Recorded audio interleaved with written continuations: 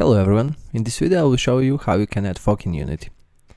I have a simple scene setup with a main camera, direction light and some environment pieces. The assets I'm using are free and you can find the link in the video description if you want to use them yourself. To add fog to a scene, go to Window, Rendering and select the Lighting tab. I will drag the Lighting tab on the side. Click on Environment and at the bottom enable all the settings. Click on the small square to enable the fog in our scene.